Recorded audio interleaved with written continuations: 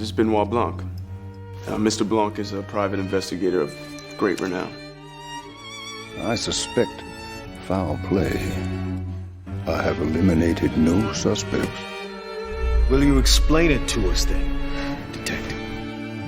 Welcome to the now playing podcast Knives Out Movie Retrospective Series. Something is afoot with this whole affair. I know it. I believe you know it too. Hosted by Justin.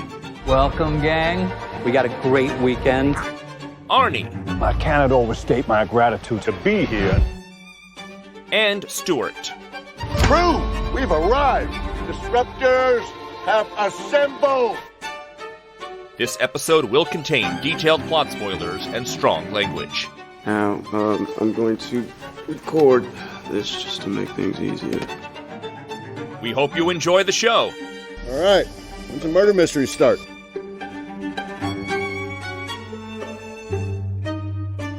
Today, we're talking about Knives Out, starring Daniel Craig, Chris Evans, Ana de Armas, Jamie Lee Curtis, Michael Shannon, Don Johnson, Toni Collette, Lakeith Stanfield, Catherine Langford, and Christopher Plummer, directed by Rian Johnson.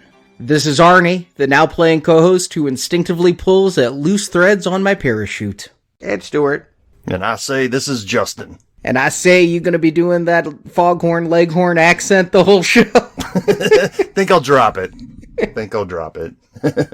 So welcome to our Knives Out retrospective series. The second one either just came out or is just coming out, depending on how you want to look at it. And the first one a few years back. Did you guys see this when it was first released? Arnie, you know the answer to that. I saw it with you. Well, all right. I knew Stuart's answer. We saw it with my wife. We all went to the theater to see it together. Justin, did you see it? You know, this is one that I was aware of and saw trailers for it, and I was like, gonna see that. And then next thing you know, it's 3 years later and still didn't see it. So, yeah, when I heard we were doing this, I got super excited. I'm like, yes, I'm finally seeing Knives Out. So, yeah, I'm glad I was forced into it because you know how things go. You say you're going to see a movie, and then next thing you know, it's 20 years later, and it's like, how the hell have you not seen Magnolia? I don't know. I still just haven't.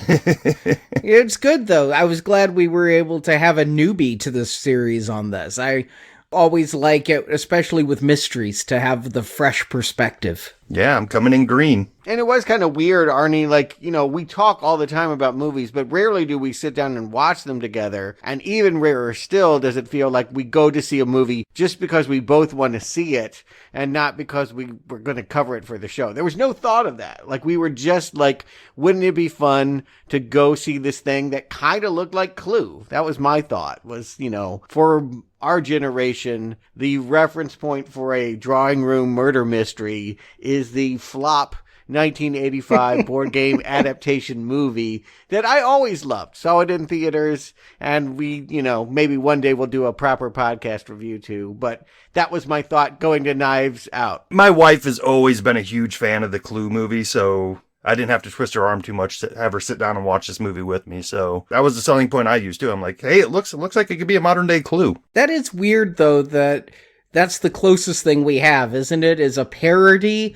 of the murder mystery genre. I saw Clue in theaters, love Clue. It's where I was introduced to Tim Curry. My favorite Tim Curry performance to this day is still Clue. And I find myself, even back then, the reason I saw Clue is I like mystery movies. I like trying to figure out the mysteries. I like trying to be smarter than the filmmakers. Can I catch them in what they're trying to do and figure it out beforehand? But since Clue, in the 30 years in between, it doesn't feel like we've had a whole lot of Agatha Christie-esque movies. We've had lots of mysteries and thrillers, but sexy ones, right? Like Sharon Stone spreading her legs. Like, this genre, the way that this movie is taking it, is very old-fashioned. The idea that we're going to get this large cast of characters, stick them in a house, and have, you know, it feels like a play. I mean, Agatha Christie, a lot of her works did succeed on the stage. That can be hard any old genre can be hard to revive. And yeah, while we might have had many mysteries and thrillers, this one felt old-fashioned, retro. And that was, again, part of the fun. And maybe due to the success of this movie, I recently saw a Netflix movie, I believe it was Netflix or HBO Max, one of the two, called See How They Run. And it's kind of, it's an ensemble mystery based around an Agatha Christie play. And it's set in the 1940s. Yeah, so they're trying to capitalize on this movie. And I guess it is being brought back a little bit by Kenneth Branagh. He did the Murder on the Orient Express and the Death on the Nile. Yep, there'll be a third one next year. Maybe we'll cover it. But yeah, something that I always kind of liked, but I realized a lot of my passion for it did come from books and stuff. Like, I feel like Choose Your Own Adventure, part of the inspiration for this movie. I don't know if you remember Choose Your Own Adventure number 8, Arnie, but it was Who Killed Harlow Thrombey. I had like the first 24 of them, but I don't remember number 8 specifically. I also think I came to mysteries through books, but I was more the Three Investigators and Encyclopedia Brown than I was. Mm-hmm. Encyclopedia Brown Club, man. Hell yeah. Oh yeah, for sure. Yeah. He's never gotten a movie somehow. It's a damn shame. But I was also a fan of this director. Another inclusion in the book is Brick, the debut feature of Rian Johnson that kind of announced that he's really super into hard-boiled noir detective kind of retro affairs. He also made another caper, Brothers Bloom, that I really liked. And then, yeah, he got mixed up in sci-fi and his name got really tainted with that Star Wars movie. The best of the sequel trilogy, so I don't know why his name would be tainted other than the sequel trilogy itself is tainted, but... I mean, you can say that if you want. I think it's the worst Star Wars movie I've ever seen, but at least live action. I was wondering if we were going to get into a relitigation of that, but I think it's best to skip over that, right? I mean, this is his first movie coming off of being the Star Wars director, so... Right. You want to talk about Knives Out? People were out to get this man, and he turned it all around with this movie. I was pretty convinced this thing was going to flop. It just didn't feel like the kind of thing. Again, it was so old-fashioned. People aren't going to get this. But boy, was I wrong. They opened it around Thanksgiving, and I guess people were in the spirit of hating their families. This thing made $165 million at American box office alone. Yeah, it was a rare hit of a medium budget film on an original concept. You just don't get those much anymore. Also old fashioned, kind of like the movie itself. Mm-hmm. And Oscar nominated too. It was up for original script. It had absolutely no chance of winning against Parasite. The right film won, but it was considered very clever in its staging. And again, overall, a really big phenomenon that I think surprised everyone in 2019. Yeah, I expected it to be good going in. I mean, there's a reason why I just wanted to see the movie for fun. I don't do that if I think it's going to suck. But I didn't expect it to hit wide with audiences, especially with Rian Johnson at the helm. God knows he's a Twitter pariah. And he was supposed to be doing his own Star Wars trilogy. Remember, that was announced after The Last Jedi came out, was Rian Johnson working on his own Star Wars trilogy. The Last Jedi is his last Star Wars. We all know this. You might have believed that. I have to believe it has something to do with this huge ensemble cast. I mean, anybody and everybody would be able to find at least somebody they like in this movie. You know, I mean, I'm not a huge fan of everybody in this cast, but I can pick out 2 or 3 people. I'm like, oh yeah, I'll go see a Chris Evans movie just to check it out. Oh, absolutely. This cast is huge. Jamie Lee Curtis, Chris Evans, Michael Shannon, Toni Collette, plus pulling in some people who I'm like, where have they been? Like Don Johnson. Mm-hmm. He had been making some good little noir films on the indie scene, but yeah, this one kind of reintroduced him to mainstream audiences. And I guess you could also point out that the fact that Daniel Craig was, still riding high as 007. Those movies weren't coming out very fast, and we were all waiting, I think, at this point for the Bond movie to come. This felt like, I don't know, it didn't feel like Bond, but it felt like an opportunity to see him do something while we waited for Bond. He was my one point of trepidation. I mean, I like him as Bond in other things. kind of iffy on him. And that accent, when I saw it in the trailers, I'm like, is that supposed to be intentionally bad? Is he really going to be doing that the whole movie? I just wasn't sure him attempting a southern drawl was really the right way to go. Admittedly, I feel like I like Daniel Craig as Bond. When he tries to do comedy, there was a really good caper film, Lucky Logan. He was the weak link for that for me because he tried to be so big and funny. I know what you mean. Good movie, though. It's like Ocean's 11. Agreed. So let's find out if this is a good movie. Arnie, give him the plot. We'll get into Knives Out. Harlan Thrombey is dead. The wealthy 85-year-old author, played by Christopher Plummer, died of an apparent suicide, cutting his own throat. But if it's so cut and dry, why has famed private detective Benoit Blanc been hired to investigate the death? And Blanc, played by Daniel Craig, was hired anonymously. So who hired him?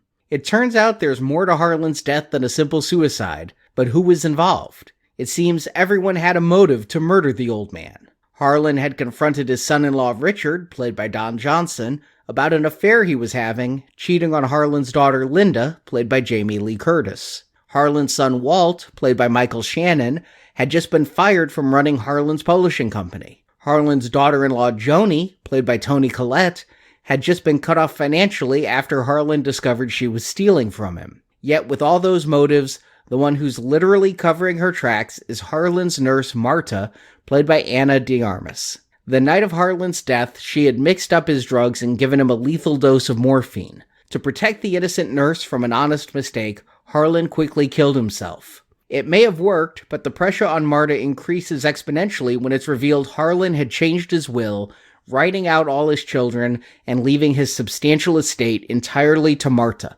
Marta confides all this to Harlan's grandson Ransom, played by Chris Evans. Ransom offers to help in exchange for a cut of the inheritance. Also, someone is blackmailing Marta, but neither she nor Ransom know who it is. Following the blackmailer's instructions, Marta discovers the blackmailer was Harlan's housekeeper, Fran. Marta comes upon the woman dying of a drug overdose, Marta's medical bag laying close by.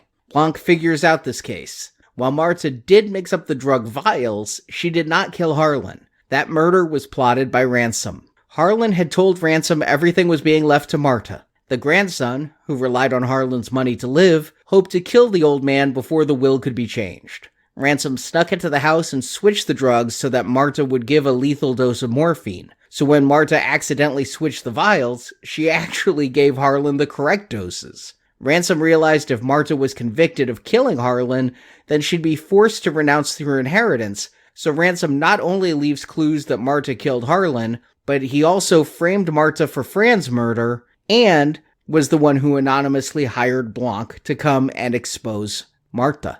While all of Blanc's evidence against Ransom is circumstantial, Ransom, in anger, confesses to the murders and tries to kill Marta. Ransom is arrested and Marta gets the inheritance, despite the objections of Harlan's angry children and grandchildren, as credits roll. And one thing I always love, I talk about it a lot on these shows, a sense of location. You give me like a cool place, art direct some anywhere, and it could be the most cut and paste kind of story, and I'll just enjoy looking at all the bric-a-brac on the walls. When we start here, I know I'm going to have a good time because Harlan Thrombey's house is dope. It's just such a cool place to be with all the staircases. Who knows what all those puppets are? I could freeze frame this thing and spend hours just taking it all in. Yeah, you say bric-a-brac. They actually give you weird insert close-up shots of all the strange things around this house. And you find through conversation that a lot of the things in this house, the house itself, are taken as inspiration from Harlan's novels. So I have to suspect that each of these things is somewhere in a Harlan book. Yeah, not only that, but it said in the commentary that a lot of them are mystery movies that Rian Johnson loved, Sleuth being one of them, the old Michael Caine from the 70s. Laurence Olivier. Don't know if you know that one, but some of the puppets are directly taken from that. Again, that kind of gamesmanship can just be fun, right? As someone that likes movies a lot, just going through and trying to spot references could be its own pastime. I mean, impressively, behind the scenes, this is only 2 different locations. They use that main house for most of the shoot, and the only outside location that's not actually in the house, they found a library in another location to shoot. So this is not a set. No, this is on location shooting. Why am I not living in this house? I'm sure that question and a couple $1 million. Yeah, I can think of millions of reasons why. Yes, I know. But we quickly get to the top of this staircase. Harlan's not in bed. His maid's looking for him with the morning coffee. She finds his corpse, and we are thrown right away into a murder mystery. Who killed Harlan Thrombey? And it's equally quickly, we jump a week later, and the family has gathered for the funeral. And quite a family it is. It's hard to separate sometimes the actors from their characters, and it was this time, my second time watching this film, that I really paid close attention to who was who, how were they related. The first time I saw this film, I think I was overwhelmed by the size of the family, trying to remember whose children went with whose parents and how they all related. And the second time, I think I got it a lot better. Okay, good, because I do have a question for you, because you said something in the plot summary that kind of caught my ear weird, is that Toni Collette's character, Joni, is daughter-in-law? Yes. So is there a missing character? A dead son? Yes, there is a dead son named Neil. Aha. And I don't know if there's any reference to him in the house. It'd be funny if that we could freeze frame somewhere and maybe see a photo of him. There's no visual of who Neil is, but yeah. The reason why she sort of has an outsider status is the fact that she's not really blood relation. But still sucking on the teat of the family, her and her daughter. Well, sure. Who else is going to fund Flam, the pathetic beauty care line? But yeah, coming into this not knowing, knowing that it was a mystery, but not really sure what flavor it was going to be, I enjoyed the introduction to all these characters. We're introduced to them and meeting them through a series of interviews with the police in the house. And yet, I think it goes by, because this is such an all-star cast, or at least we know everyone involved, we're missing the main character.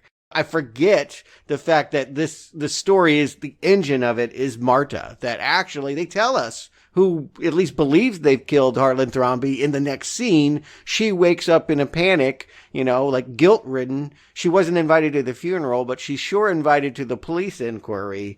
You may think, because she's just the nurse and we don't know who Ana de Armas is, that this is, just as important as the housekeeper that found the dead body. A functional character, but not a suspect. What I love about this movie is how sneakily it makes her story important to the crime and to the subtext. What great casting in this movie, in that you have all of these rich, self-important people. They all own their own companies and everything. And so you cast them with Toni Collette and Jamie Lee Curtis and Michael Shannon, right? And then there's this nurse who is the daughter of an illegal immigrant who is struggling to make ends meet, still living with her mother. And you bring in a lesser known actress. She had done some stuff, but she wasn't a known name. By using the star power and how the family thinks of themselves as above Marta, it instantly sells to the audience, well, we know these people and we don't know Marta. And so it really helps reflect that power dynamic through casting. And yet, Ana de Armas is great in this. So by casting someone lesser known, they still got a great performance. I mean, there's a reason Daniel Craig works with her in this movie and says, you're in the next Bond.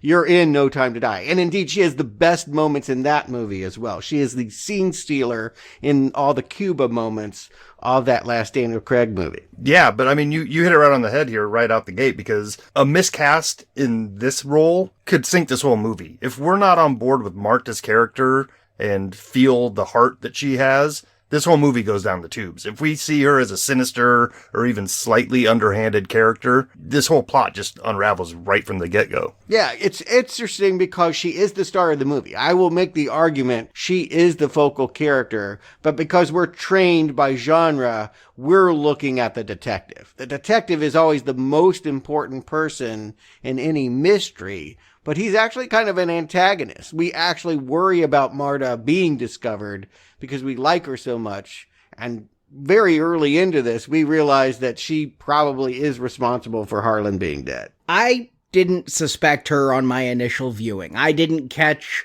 her waking up in that panic as a sign of guilt, and it's revealed pretty quickly on during these police investigations in the first half hour. She starts acting in certain ways that perhaps an innocent person wouldn't, but there's so many characters we're being introduced to, and I also just love the editing of this film, how we cut back and forth between the police interviews, and you'll get something like Jamie Lee Curtis's character of Linda saying, "I'm not going to spill the family secrets," and then you immediately cut to her husband Richard, played by Don Johnson, spilling the family secrets. I mean, the one thing I want to drive home about this movie is it is funny. In addition to having a murder mystery, it's not poking fun at the murder mystery genre the way Clue does, but it's certainly poking fun at family dynamics, and it's certainly going to be lighthearted fare. And the first time I saw this movie, I think I had a smile on my face the whole time because there's constant ironies and jokes going on. For sure, yeah, this is black comedy. At least as important as the mystery itself. It has to be because, I mean, this mystery is solved in the first hour of this movie. So to stick around for the next hour, there has to be something to keep us on our seats. Here's the thing, though, Justin. What got me in the theaters, I went in thinking this is a murder mystery. And we get these interviews and things, and then, yeah, it's told pretty quickly. Definitely in the first hour, we get an entire flashback showing everything. We see Marta screwed up, Harlan killed himself, right? So where's the mystery? The movie then becomes hoping that Marta escapes prosecution for a mistake and watching her tete-a-tete with Benoit Blanc. But the secret is there still is a mystery. There still is an unknown villain. It is a murder mystery that pretends it's not. Mm-hmm. And so many villains. I mean, I do think that the sense is maybe only one person has done the murder, but everyone's guilty, right? Everyone here deserves a knife in the back or is going to put a knife in someone else's back. We have, about 4 primary suspects as we get started here. We have sort of the generic detective, the one that's going by the book, and the one who is very much willing to say that, yes, this is a suicide. We know what happened. This man slit his throat. There's the knife. There he is in bed. There's no reason to conclude foul play. But he's going to talk to everyone involved. And then we have this famed detective, played by Daniel Craig, who is, intruding on the questions with banging on the piano keys and, slowly but surely asserting his own thoughts into this interrogation. And we realize that all of these people at least have a motive for wanting this 80-year-old mystery writer to be dead. And all of these people have at least heard of Blanc. He's somewhat of a high-profile character. Yeah, well, they read the tweet about the New Yorker article about him, right? They're not really up on it because they're really self-absorbed people. But yes, fame is intoxicating to everyone. And so you have Toni Collette as Joni, kind of starstruck and kind of flirty with this guy who is hanging in the background and really wants to know why she was there early for the party. Everything centers around the fact that it was this birthday party the family had gathered to celebrate a man who had sold a lot of murder mystery books, and he goes to bed, wakes up dead. Who could it be? Toni Collette, I think we are to suspect her because, yes, as you stated in the plot summary, Arnie, she was double dipping. She was kind enough to be getting paid, even though she wasn't blood relation. And I think it had been at least 15 years since her husband had been alive. So not every family would think that she was entitled to something, but they kept throwing money at her and her daughter. And she betrayed that trust. She double dipped and had 2 different accountants drawing the same amount so that she got paid twice as much. And that caught up with her. I guess, Stuart, do you really think that we're to suspect her, or is it the way the movie's playing that they offer her motives first? I think in any good murder mystery, you want to have a variety of people that could have done it. And yeah, she's got a different energy than everybody else. Like, she feels more liberal. You know, some of these people have really negative values about Mexican people, specifically Marta and all, but she plays coy. You know, she acts like she's woke and working this, you know, company that has all of these new age ideas. But in the end, yeah, it's all sort of a front. And there were even deleted scenes that showed that her company was basically peddling things that gave people rashes. And they really highlighted the fact that Flam was a scam. I don't know that you need that. I think you get it enough from Toni Collette's funny performance. See, and Toni Collette in this is so different from how I know Toni Collette to be. When I think of her, I think of The Sixth Sense,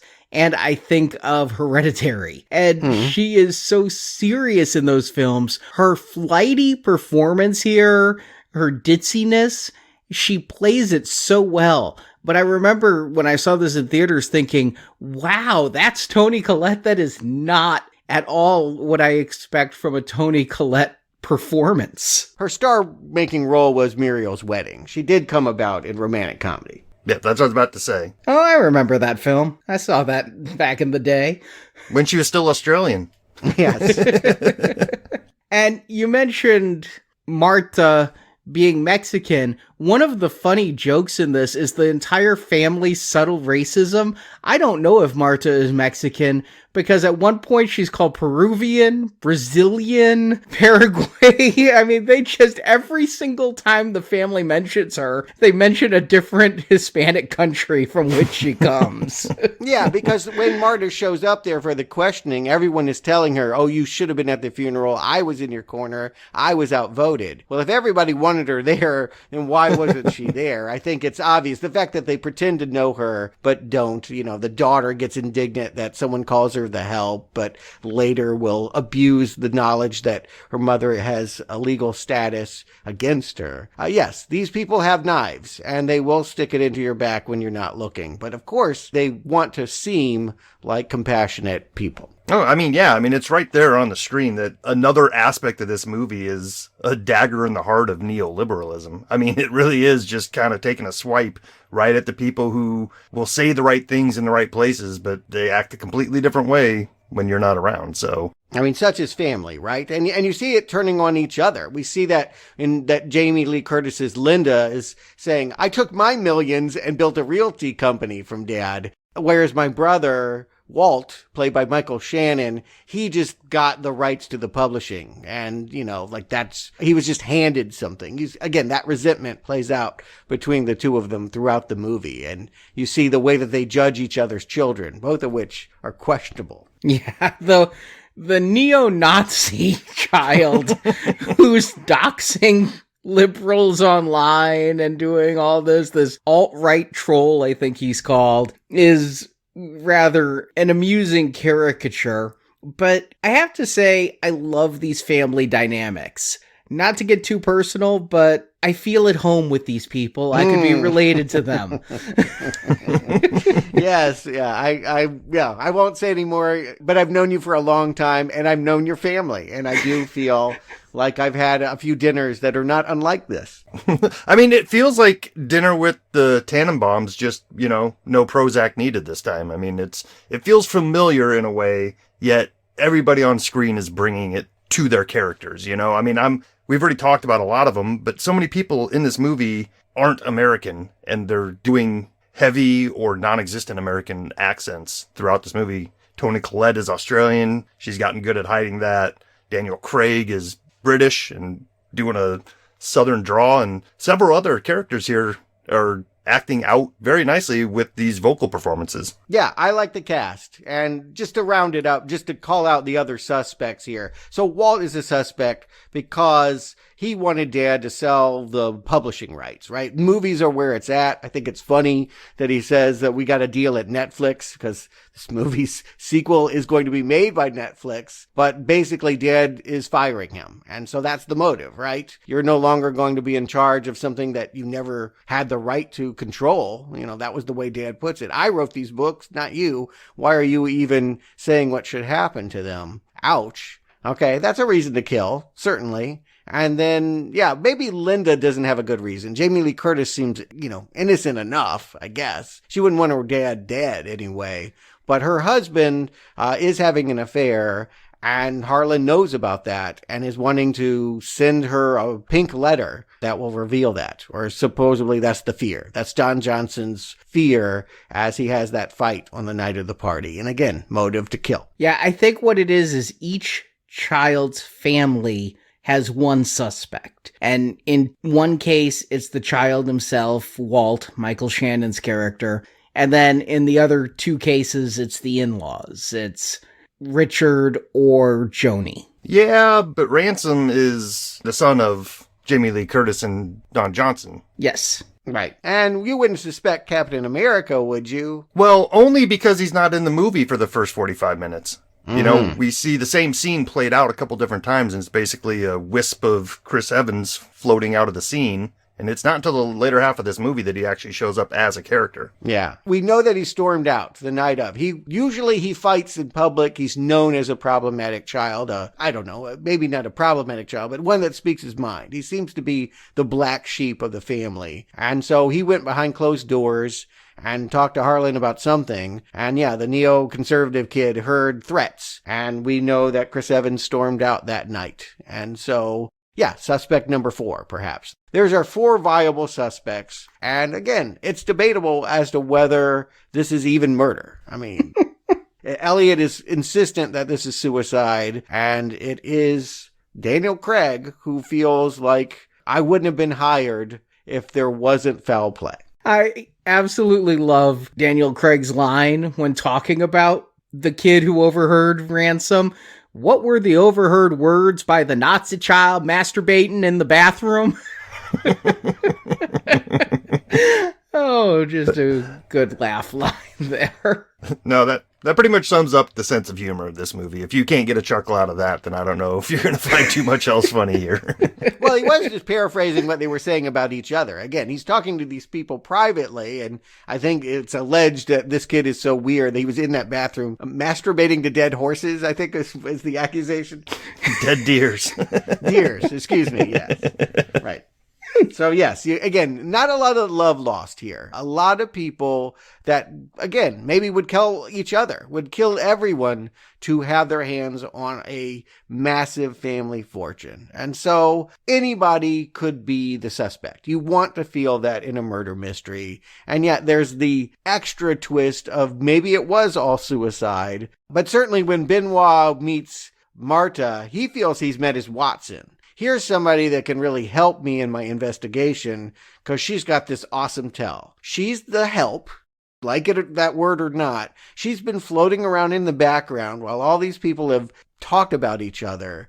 And so if I ask her the right questions, she will regurgitate if she tries to lie. So I can find out, I can confirm how much I've just heard from all of these nasty people about what actually the situation was. And he sees her very much as an ally. He wants to keep her close as he keeps digging into this family and their motives. But we're going to find out at the end of this film, he suspects her from the beginning or knew she had something to do with it. So by keeping her close, by calling her Watson, he's to a degree disarming her to try to investigate her closest of all. And that is the interesting thing, is that you can, many times I find myself thinking that Benoit is behind the curve, that he's not as smart as we are, that again, he should suspect Marta when, she's, again, very early on, pretty much after he's anointed that he's going to work with her, she is telling the audience what really happened. And yeah, I feel like this is a murder mystery where I really don't care about the detective. I'll go ahead and say it. I really don't care about Benoit Blanc. I feel like it's not his movie. It is her movie. And he kind of recedes into the background. You're right. In the end, he's vindicated. He was onto her. He saw the dot of blood on her white shoe. And some of this was just posturing. But because this is positioned from Marta's point of view, I don't know. I've never really connected Daniel Craig that much. I'll agree with you.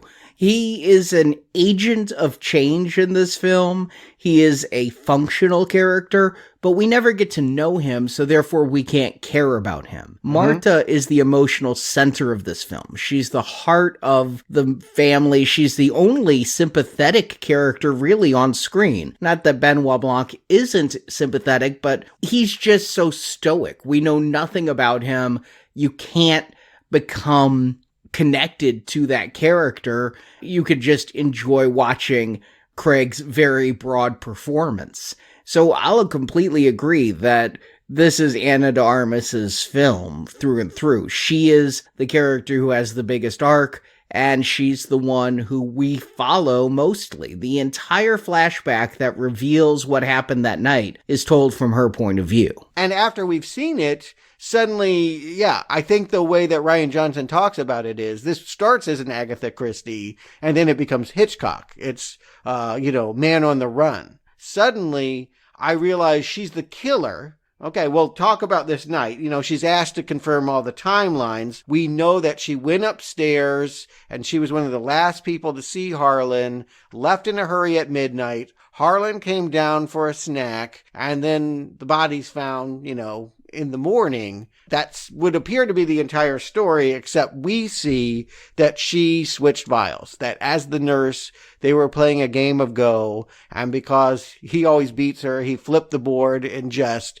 and she switches vials and gives him an overdose of morphine. Suddenly, we know she's the murderer, but we don't blame her for that. We feel bad for her that she did this on accident and was kind of pushed by Harlan in his last moments to lie about it. Yeah, I mean, what an interesting twist, right? Now our murder victim is helping to exonerate the person who the fingers are going to be pointed at in his last few minutes of life. And what a great storytelling device. I mean, he knows there's a clicking time bomb on his back, and yet the one person he truly cares about in his house, he's going to make sure she gets away with it. And he does that in part because he realizes it was a murder plot, right? Like, we can see in Christopher Plummer's performance, she goes, oh my God, gave you too much of the wrong thing, goes to get the antidote and says, I know it should be in my bag, but it is not. And when we cut back to him, he says something to the like, this sounds like a good murder plot. We realize that he knows somebody set him up. Maybe he doesn't know who did it,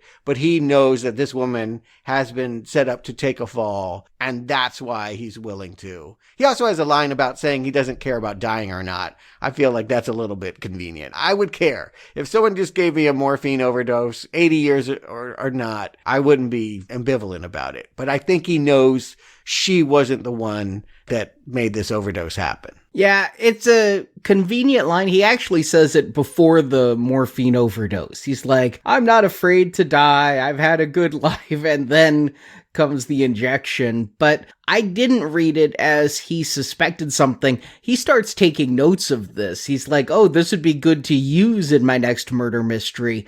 But I didn't get in his performance, and maybe it's there and I just didn't see it, but I didn't get that he realized that Marta was being set up. Look at that moment where she goes in the bag and says, where's the antidote? When she says it's supposed to be here and it's not, look at his face, and it tells you that he knows. Yeah, I believe he comes to that realization, which is crazy Yes. because this is all taking place in this 7-minute time frame that, once this much hits your heart, you're going down. So, yeah, to have that many emotions and still have the mental capacity to put together a plot for her is incredible. Yeah, so, yeah, she would have probably just... again, she says, I'm calling the ambulance. Part of the noises that was heard was that he trips her and says, no, you are not going to get me help. You are going to let this play out. This could be very dangerous for your family. Not only could you go to jail, but because your mother is undocumented, she could be deported. Your whole livelihood could be disrupted by this plot that, again, I think he knows is someone else's. So it raises the question, when did he bequeath everything to Marta? That was not that long ago. When Frank Oz shows up to read the will, I think he says it was a month ago. Yeah, and maybe it's just that he realizes that none in his family deserve it. I'm guessing, or maybe it is because, Ana de Armas is cute and she's the only one that seems to want to play with him and spend any time with him. Everyone else is out to use him or want something from Harlan. I guess we're to see that this is maybe spite or maybe just an old man with a crush. Well, we do see in some flashbacks the relationship they have. Like, she's really the only one who is there and who cares for him. Everybody else is there because they want something from him. So, yes. So it was set in stone, and in fact, that's why this switcheroo has happened. And now he, being the guy that can come up with plots really fast, it said that, he has these intricate plots or he can pull out of thin air. He devises a way that she can sneak out of the house, or rather, she can leave noisily from the house to establish her alibi, pull off in the driveway, climb back upstairs, and then impersonate him as if he's alive when he's been dead for several minutes, and that will get her off. She could not be the killer because Harlan was seen downstairs looking for a snack by Walt. After she left. Yep, and she was supposed to turn before or after the elephant statue.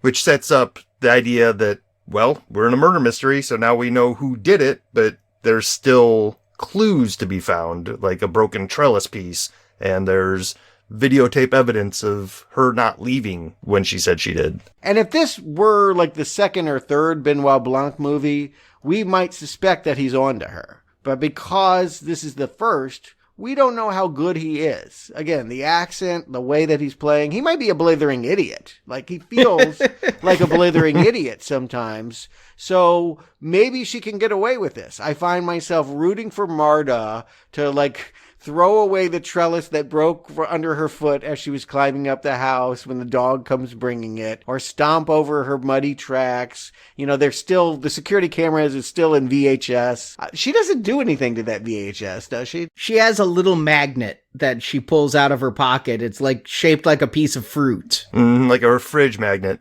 Yep. Oh, is that what that was? Oh, okay. Okay, so she did demagnetize the tape. She's doing all she can. Well, that might cause some miscoloration on the tape.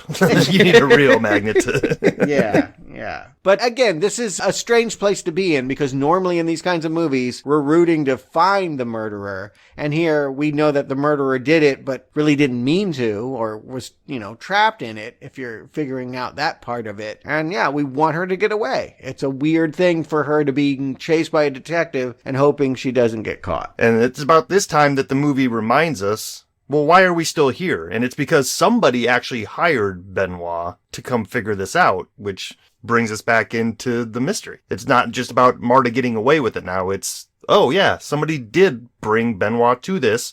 Who was that and why? And I'm curious, did you guys have a sense about who can do it? I'll be honest, whenever I watch procedurals, a lot of times I'll just check out and be like, they'll tell me. I don't need to do the work. I don't feel like I can follow these things. It's happening too fast. If I were reading it as a book, I could take the time to try and puzzle it out. But my mind is just not sharp enough that when I'm watching a movie that I can foresee the clues. When there's this many things in play, I usually just sit back and go, well, they'll let me know. Yeah, and normally my tactic is if you're watching SVU or something, it's like, oh, well, the special guest star is the one who eventually did it. This whole movie's special guest star. So yeah, I don't know who to suspect. Mm-hmm. And what threw me off my guard is it's telling me who did it. It's telling me Marta did it, and I'm glossing over the fact that Daniel Craig doesn't know who hired him, that he was hired anonymously.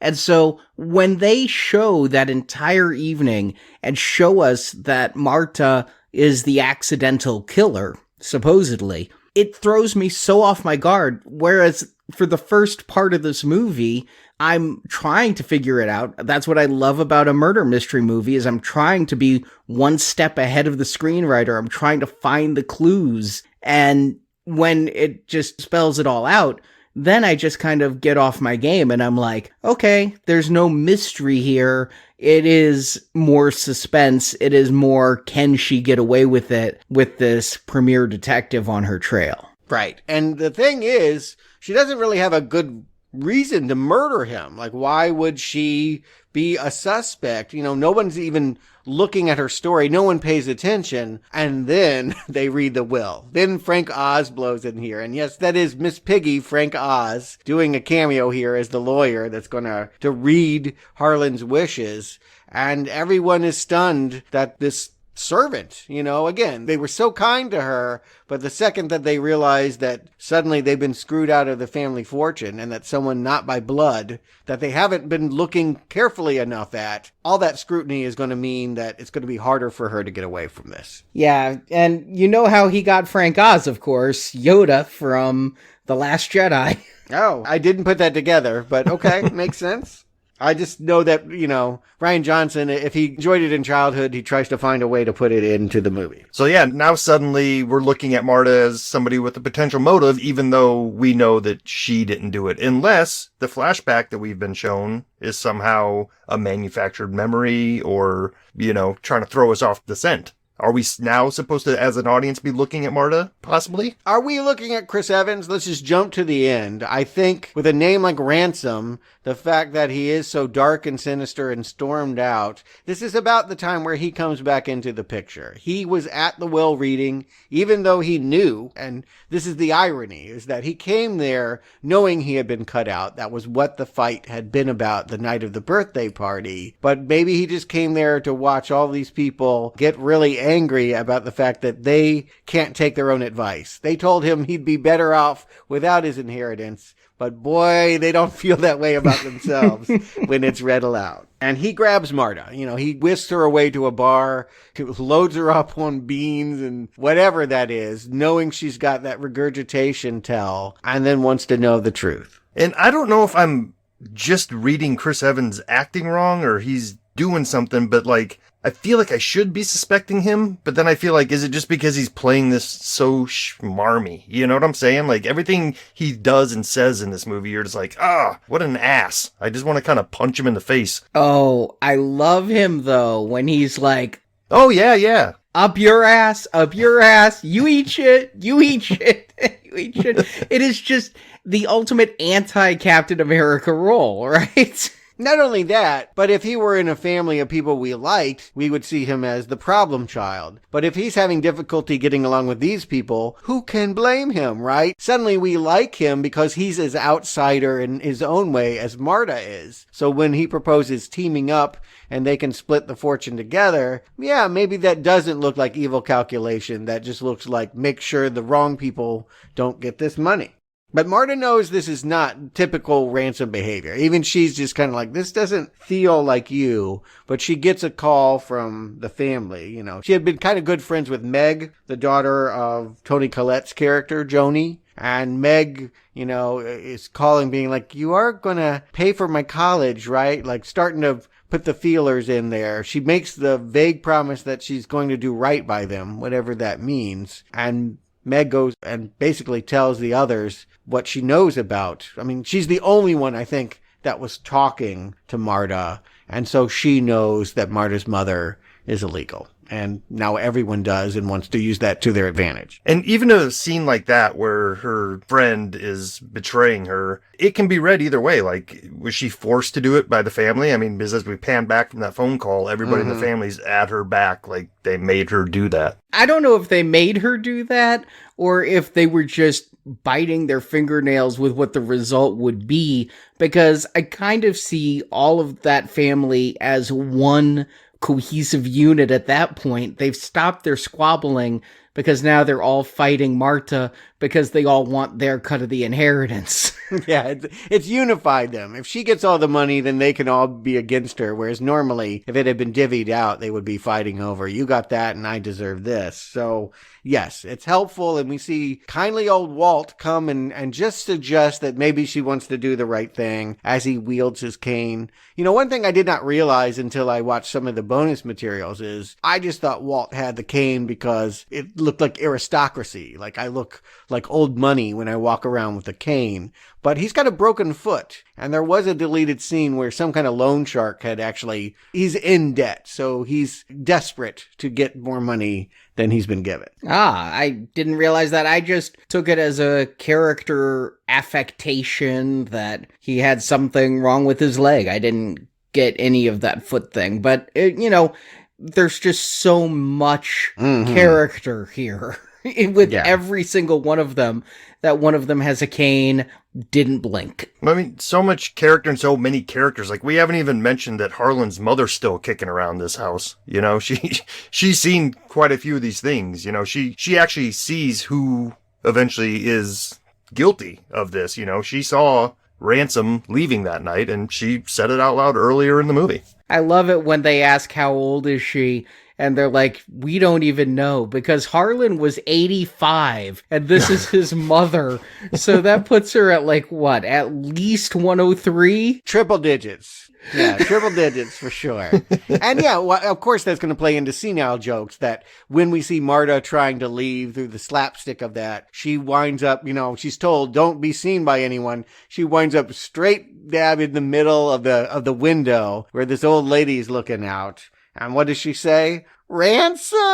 Is that you? You know, so we just think doddering old woman, nothing to fear here. But yeah. You're right. She has actually seen something that has already transpired. This is a valuable clue that she's offering. With all this backstabbing, you may forget, get lost in here. There's one other character trying to get there. It's Fran, the housekeeper from the opening shot, has been sort of hanging out. She's kind of friends with Marta, and she is behind... Well, sort of. Let's break down the fact that all of a sudden Marta is getting a note in the mail, being blackmailed, saying, I have a toxicology report, and I know what you did switching the vials. Yeah, just the top half of it, though. Just enough information to show her that she's gotten a toxicology report and that it's for Harlan. So she doesn't know what the toxicology report came back with or what it says, but it feels like blackmail. We can assume because... her guilty conscience, she never doubted that she gave the wrong dosage. So it will be a pleasant surprise to realize that she was a good nurse and did the right thing.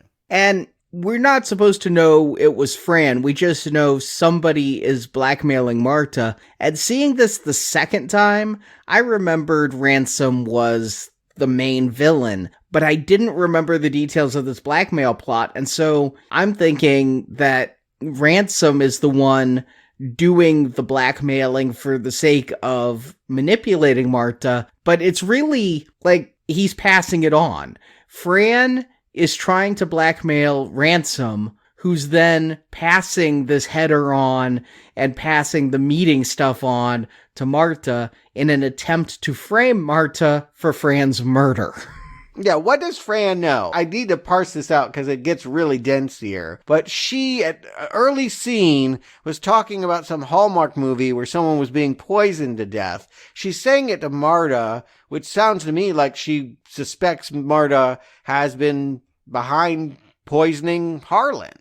Maybe. That's the way I would take such a suggestion. I certainly wouldn't take it as a suggestion you need to watch a Hallmark movie. Apparently, Rian Johnson says on the commentary he and his wife are fans of Hallmark Channel movies, and he actually really likes this Danica Keller movie. Yeah, I don't know about that. But I mean, you can be a fan of something and not really like it.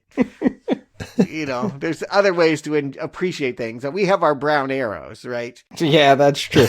All right, but so Fran has a friend at the toxicology. She's looking into this at least. But what we will find really late in the movie is she believes that Ransom did it because he was the only one not at the funeral snooping around looking for the vials and all of that stuff. She caught him because she was a housekeeper. And so that's why she was doing this investigation. She was trying to tell Marta, I think it's Ransom, right? Right.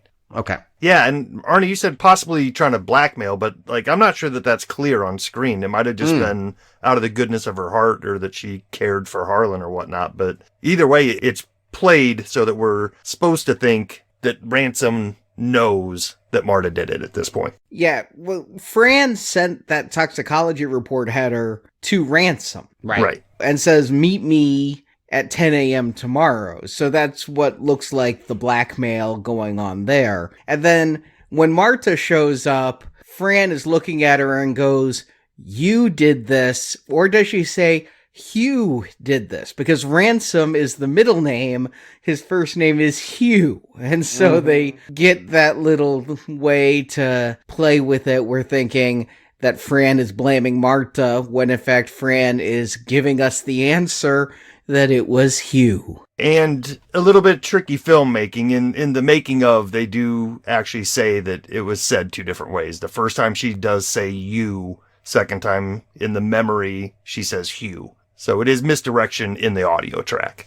Cheaters. I don't know if we needed this, but I feel like it helps the movie have some energy in the second half. It gets a really lame chase out of it anyway. I think, what do they call it? The stupidest... Dumbest car chase ever. Dumbest car chase. Yeah, exactly. I love it because Chris Evans calls Marta Baby Driver during this, referencing the recent Edgar Wright film. Yeah, again, there are lots of references here, and yeah, I mean, you just feel that. This movie's teeming with clues and red herrings and just arrows pointing in all kinds of directions. Does that mean something? Yeah, the first time you're watching this, it would be very easy to get lost in the mystery. And if it were about the mystery, it would be very easy to be frustrated and give up on this movie, I think. But because this movie has taken the tack that it's really about Marta, and that we have this subtext about this marginalized woman fighting not to be victimized and demonized at a time that politically, I mean, let's just go ahead and say that, he is tapping into a really culture war moment here with the way that 1% has used that as an attack against immigrants. I just feel like, yeah, that story carries the day. Whatever's going on with who's got what and the toxicology and all the gamesmanship that I can't figure out, I am rooting for Marta. This movie works because I know Marta's in trouble, and I'm hoping like hell that she doesn't get busted by Benoit. Totally agreed. I mean, I said it earlier, without the character of Marta here and the great acting on screen, this could have fallen apart so quickly where you don't care about the mystery, you don't care about her getting away with it, and then you don't care about the mystery that pops up again here in the final third of the movie to find out that there actually is a whodunit, but it's not what we thought. And that Benoit has known kind of all along, right? Put a lot of it together. And again, first viewing, he just really did seem kind of like an idiot. And I think there is something is even said, he's not much of a detective. She has to find the toxicology report to give him. It's like in Fran's stash of marijuana on the fireplace. She's like, you're not much of a detective. And he comes back with, well, you're not much of a murderer. Both of them feel like, yes, in the traditional sense of a murder mystery, they're both lacking what we normally see. But you're totally right, Stuart, with your assessment of Benoit here. On a first viewing, we don't know what he knows. We don't know if he's a bumbling idiot or not until he points to her shoe after all is said and done and says he noticed that the blood splatter, the one little tiny drop of blood on her shoe, he noticed that right away. So that tells us he's on his game. He's sharp. Mm-hmm. Yeah, the whole time he was on it, but we can forget that watching this movie because Marta seems to be getting away with it a lot, particularly after this car chase. I mean, they arrest Chris Evans and they're like, are you okay? Did he make you do that? I'm like, really? She was clearly behind the wheel. I don't know why he would assume that. She's pushing 55. Yeah, right. Yeah, she's in the economy car that can't go nearly as fast as police, but she can hit the brakes and make turns. And again, it is amusing how low stakes the car chase is, how easily they catch her, and yeah, how Benoit seems to miss it. Not only does he arrest the wrong person, but then he just lets her go off to some laundromat and find Fran dead with spiders all over her. And he's jamming out the Sondheim show tunes while the ambulance is pulling up. He seems to be clueless. Right. After a fire at the records place, I mean, things are getting out of control here. So yeah, I mean, as a detective, even the police, you would think the police would be starting to ask hey, what do you know? Do you know what's going on here? Because things are getting out of hand now. Mm-hmm. And you feel that. Elliot is very much wanting to wrap this up as a suicide. So it's kind of amusing that once we get to the climax here, that's exactly what happens. You see Benoit going, suicide, you're not going to be able to try this woman because the attack that they want is if they can somehow pin the murder on her, then she doesn't get any of the inheritance. And so he's going to claim suicide, well, because it's true, but also so that these scheming vultures, this is where we get the title of the movie, is that he talks about their claws and their beaks and the blood, the knives out, all of that. He's not going to let these people ruin this innocent woman's life. And things escalate because somebody set the coroner's office on fire. I mean, that car chase was from the smoldering ashes of what had been the coroner's office where the toxicology report came from. Right, making that piece of paper all the more important because it is the only proof of, well, we think it's proof that she gave him too much morphine, but it actually proves that she didn't. And this is where it all kind of gets walked through in classic fashion. This is where the movie becomes old-fashioned again, and we have a really long scene of the detective laying out how it went down and why Ransom is the one who's really to blame. And yet, none of it really comes down about Harlan. This whole thing has been who killed Harlan? Was Harlan a suicide? Did Marta overdose Harlan? And because Ransom switched the drugs, we're going to find out Marta didn't give an overdose, but thought she did. If Harlan had listened to her, if they called an ambulance, he'd just have been fine because he got the right medicines. Ain't that a bitch? How many novels he could have written, but yeah, he just wrote himself out of the earth so quickly here. Again, I have to believe he kind of had an old man boner for her, right? Like, it's more than she was nice to him. Like, I've seen this. Like, sometimes old men lose their heads over younger women. Like, okay, I'll kill myself for you. Yeah, usually they don't literally lose their heads like that, though. They don't cut their throats open, which is a hell of a way to commit suicide anyway. I do think it's a convenience of this movie. I think that he was just a little too willing to take that blade to his neck. He was not suicidal. And again, I think, I don't know, in those moments with her, did he have regrets about how his family had turned out? I know he didn't want them to have his money, but I don't know. That part just feels a little convenient. Yeah, I mean, I can go along with it. A mystery writer wanting to go out, like a romantic. I buy it. He was 80. I guess he might have felt like he was done. I don't know. 85. Oh, was it 85? Okay. Yeah. Still, that doesn't feel that old anymore. But I mean, it should be said that Christopher Plummer's not playing this guy as a skeevy old guy. I mean, he's very demure and put together. A little flirty with Marta, but it's not that he's a perv. Yeah, agreed. Yeah, we like him and we like her. And now we kind of like Benoit because he's figured it all out and he's got the right person. And yeah, we have Chris Evans, well, trying two different tacks. First, he goes with the privileged idea. Okay, yeah, maybe I gave too much morphine to Fran, but in the end, I got good lawyers. I didn't kill her. I'm going to get away with this. And so, who cares? And this is all because Marta lied and actually held down her upchucking for a while. She gets a phone call and pretends that Fran survived, thinking that she was able to give her the cure in time for the morphine overdose. I just hope whoever the doctor or nurse on the other end of that line had said it real quick and then hung up, because what a terrible way. You have to make a phone call to let somebody know somebody died, and the person on the other line is like, oh, well, that's great news. Thank you. Yeah. But of course, the whole point is everything is so that she can blow chunks in Chris Evans' face. And then, all right, in for a penny, in for a pound. Yeah, if I'm going to go down, if I did kill Fran and now I can't get off these charges as easily as I thought, might as well kill someone else, someone that I really want dead. And it was said earlier, it was a part of their evening together playing Go, that this man, he has lots of weird props lying around, but he had a real knife and he had a stage knife. I don't know why, but the wrong one was grabbed. He actually said that about Ransom. He said, Ransom's a lot like me as a kid. Can't tell a real knife from a stage knife. And yes, on this big wheel of knives, which is a very strange thing and yet such a wonderful visual representation of the title Knives Out. I don't know if all the knives on that wheel are fake knives or just the one Ransom grabbed. But yes, he grabs a knife to stab Marta in the heart, and it's a retractable blade.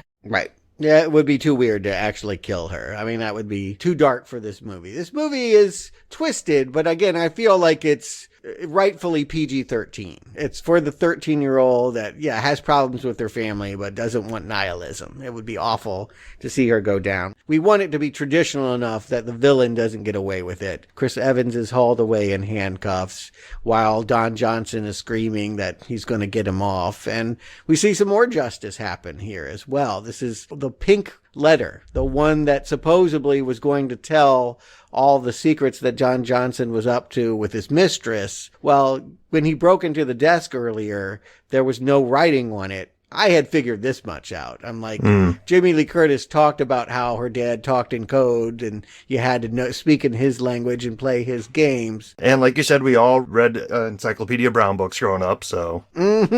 Yeah, like this is the way I would want. If I were a mystery writer, this is how I would communicate with everyone. Invisible ink. She gets out her cigar and lights up and then, takes it to the paper and, now she knows her husband is a scumbag. The real mystery is, didn't she already know that? It's Don Johnson.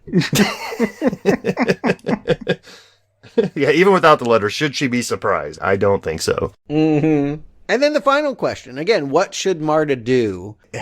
Does she deserve this house? Does she deserve to sit at the head of this? She's now holding that mug. My house, my rules, my coffee. Like, how is she going to negotiate it? It's kind of perfect that we cut away without knowing her decision. We just trust that she will make the right one because we like her. But yeah, I don't know. Would you give these guys anything? Does she owe them anything? Yeah, I mean, that's the question, right? Like, even Harlan was giving them everything and that wasn't enough for them. So would you want to continue that cycle? I don't know. I might just disappear. Yeah. I don't know. I'd probably leave Walt in place because he knows how to run the publishing company and he knows how to exploit the film rights where the real money is. So Walt at least seems useful. The others, maybe pay the college tuition for the one girl who's come to rely on it and seems like a friend. Although she did backstab Marta with that phone call. So, yeah. I think the point is that she's now the boss. They're going to have to listen to her. The point is they never did listen to her. They never did consider her. And now she is an equal. And they have to, maybe even more than an equal. But they will have to negotiate. And that feels like the right choice. I think Benoit is going to leave her there. I don't imagine she's going to be in the sequel. But I guess it could be people trying to kill her next time. Not anything I ever considered. I always just assumed that this was a great Murder, She Wrote kind of thing where each one would be Benoit on a new murder. But before we get to the second one, Justin, Stuart, do you recommend Knives Out? Justin. Like I said, coming into this, I missed it when it came out and I was always meaning to see it and I'm glad that I finally got a chance to see it and actually very pleasantly surprised at how much I end up liking this movie. It hits on so many notes for me. I mean, from the cinematography to the locations to the score. The cast is incredible. I can't think of one miscast person here. And the story, if you think you're going in, like we've been talking about, to a murder mystery, well, that pretty much wraps up in the first 1/3 of this movie. So for a movie to say, hey, this is a murder mystery, whodunit, and tell you who done it real early on and keep me stitched to my couch the rest of the time, that's a feat, I can't say enough good things about this movie. I really enjoyed it. It's got a vibe that is just awesome. It just hits all those things for me, like I said, the cinematography is beautiful, set in New England in the fall, one of my favorite places and seasons. I want to live in this movie, I guess is what I'm saying. If this was a place that you could go to, I'm there. I get it. Yep.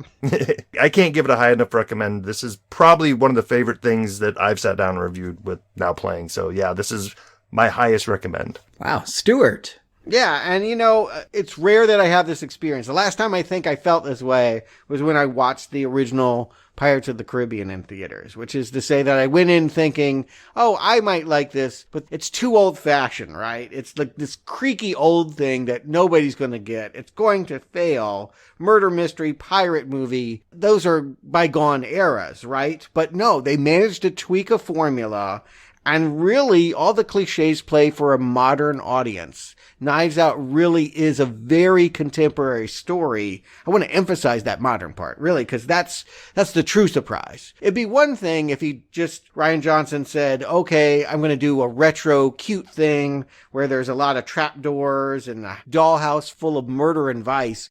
I'd be fine with that if it were simply a retro Agatha Christie storyline. But no, there are knives here, and although this movie is fairly bloodless, particularly for a Lionsgate movie, I mean, they cut deep when it's time to talk about culture wars, the politics of Trump, and really all this subtext about the marginalization and demonization of immigrants. Like, after I saw the movie, I'm like, wow, are people going to be cool with this? Like, go woke, go broke. Sometimes those messages, get shredded. Like, people just end up destroying the movie on social media, but they can't. In this case, everyone's going to be cool with it because of Ana de Armas. Like, she is the thing. It's her undeniable charm that really sells us on the character and her plight. She's the heart of this movie. I mean, this cast is all great. Everyone here does a fine job playing caricatures and people with agendas, but her story is the one full of surprises.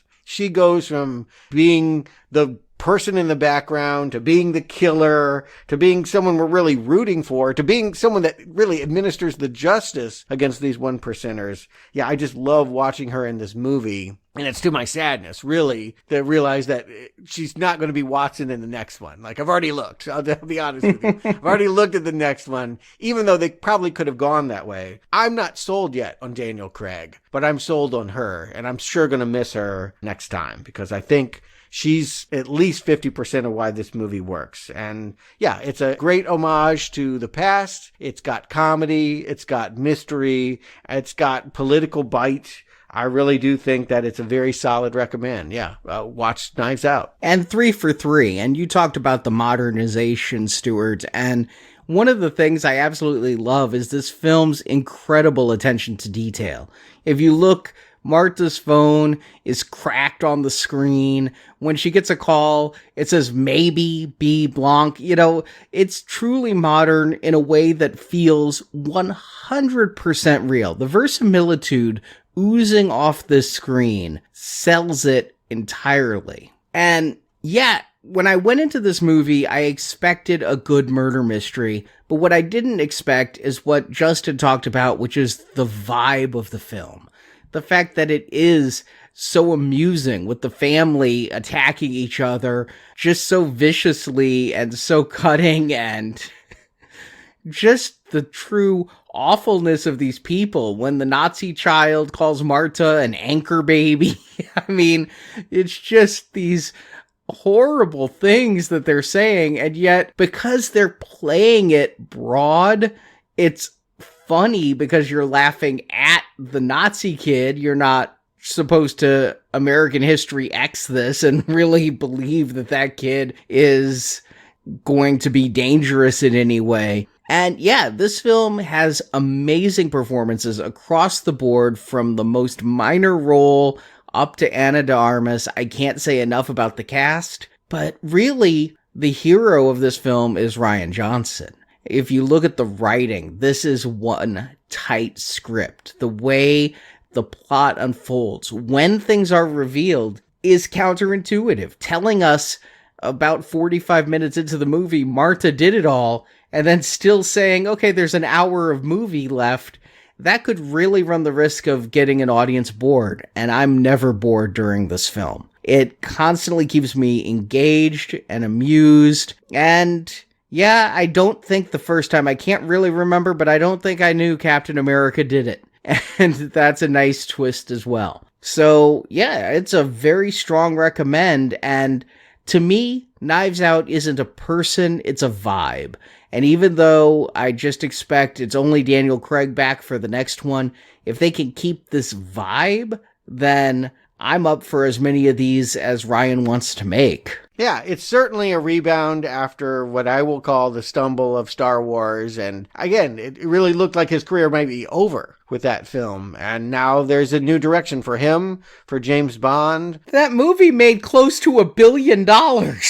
And yet, you're the only person I know that talks about it glowingly. I like it, but it's not a creative triumph like this movie. I feel like he got all of the frustrations of being told no by a bigger entity on Star Wars out with this movie. This feels 100% like Rian Johnson's baby. Yeah, and again, just like it connects. Whereas you might like, all right, maybe millions of people like Last Jedi. It's compromised, right? Like you don't love it. It's not your favorite Star Wars. Like this one might be your favorite murder mystery. And it is because I think in part, like, you know, the thing about satire is usually it's filled with unlikable people. That's what makes it fun. You're ripping terrible people apart. But some people don't like to be with that much ugliness. They've solved that problem by having a character you like so much in the middle and that you're rooting for, hoping that, again, maybe even wanting her to kill these people that deserve it. So again, like a really savvy, you're right, the writing here is really counterintuitive and all the choices end up paying out pretty well. Yeah, I do think it's a great demonstration of Rian's love for the past and his ability to make it contemporary all over again. But we're not covering the sequel next week. There's another sequel we got to get to first. The Na'vi are back. We're covering Avatar: The Way of Water. This weekend it opens. Wonder if it's going to be as big as it was, 13 years ago? We'll have to see. And then, yes, over Christmas weekend, the sequel Glass Onion debuts on Netflix. It's probably how most people are going to watch it. But we're going to the movie theaters, and we will be there shortly thereafter to review that second Knives Out mystery, Glass Onion, 2 weeks. Meanwhile, this Friday, if you haven't donated to Now Playing's Fall-Winter 2022 donation drive, now is the time. We are starting our gold level series, 100 Years of Dystopia, showing that bleak envisionings of the future have been with us since the dawn of cinema, and we are reviewing the oldest film Now Playing has ever reviewed, the silent film Metropolis, as our first in this dystopia series. I'm sure you may not know the movie, but I'm sure everybody knows the robot, right? The flapper girl that's gonna, well, if you don't, you really look it up. Join us for this. I do think it's gonna be fun. It's kind of refreshing, right? You look outside your window, you think, is it all going to end? The answer is we always thought it was going to end. Back in 1927, they had a vision of, a terrible future called Metropolis that I don't think has come to be, but we'll talk about it. Are we living in that metropolis that Fritz Lang imagined 100 years ago? We will discuss that and so many other sci-fi dystopias in the weeks ahead. Brave New World, Fahrenheit 451, 1984, Waterworld, Children of Men, so many to talk about. And you can get that with a donation of $25 or more, and that also includes our Addams Family Retrospective series. And if you do $35 or more, you can hear the Wicker Man series and Midsummer that just wrapped up a couple weeks ago. So we hope you can join us. You can find the details at nowplayingpodcast.com/donate. And Justin Stuart, thanks for joining me. And we got to do this more often.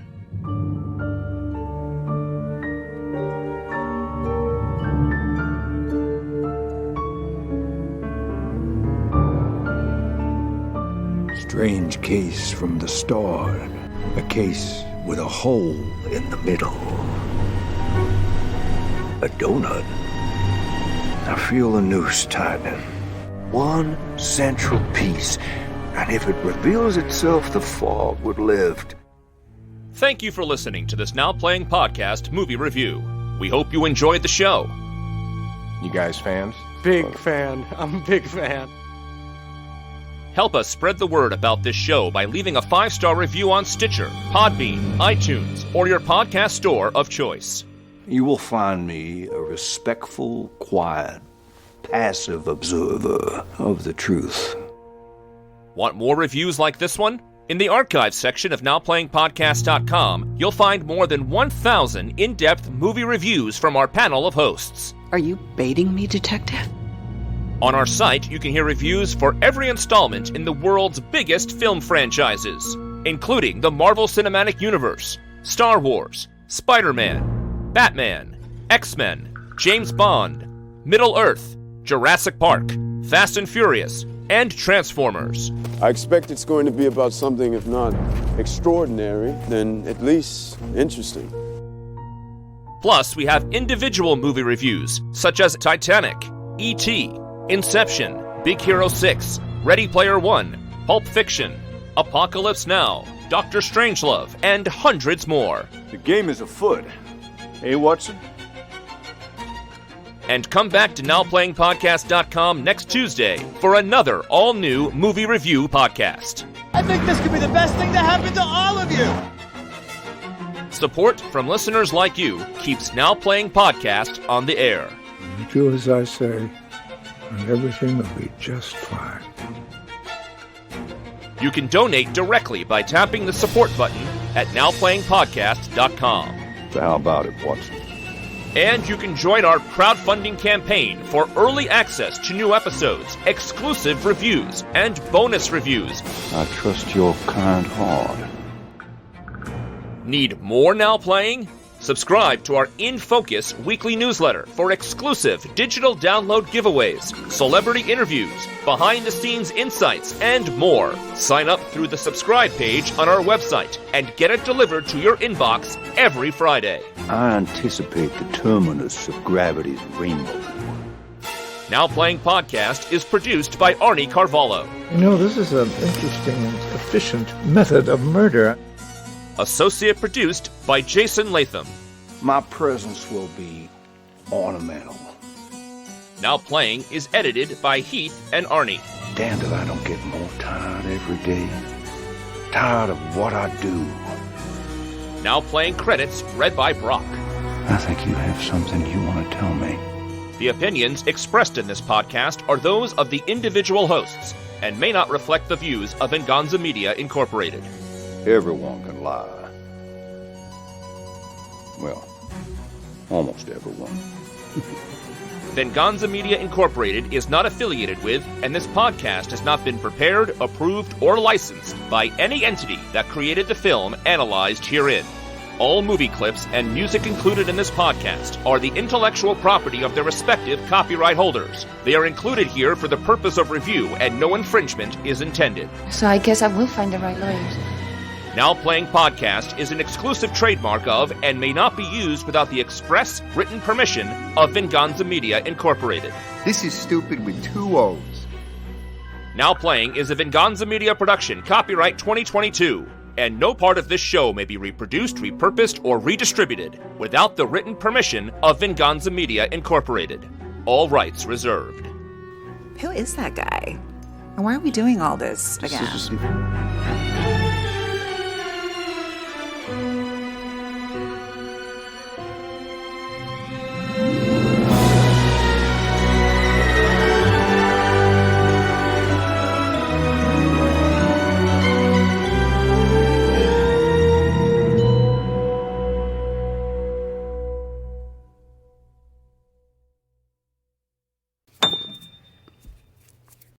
To go see this thing that kind of looked like Clue. That was my thought, was, you know, the flop 1985 board game adaptation movie that I always loved. Saw it in theaters, and maybe one day we'll do a proper podcast review too, but... It's in the book. No, it's not. It's not in the book? No. I thought I put it in the book. Okay. Did you? Maybe you did. I'm trying to think. There's not an illustration for it. No, there's no art. Yeah. You did write a review of it, though. Now that I think about it. Weird. I don't know. We're covering Avatar: The Way of Water. This weekend it opens. Wonder if it's going to be as big as it was, 13 years ago? We'll have to see. Hey, they fixed the font issue. That's all I know. I don't know what that means. Look it up. James Cameron talked about it. He loves that font. As a graphic designer, I can say somebody got paid to type Avatar in papyrus font 13 years ago. And it's driven me and many other people in the graphics community absolutely crazy. Yeah. Cameron says he loves that font and loves that title in it. Off-the-shelf font choice. I've heard a lot of complaints about Avatar, but never about fonts. Okay, you're opening my eyes. But,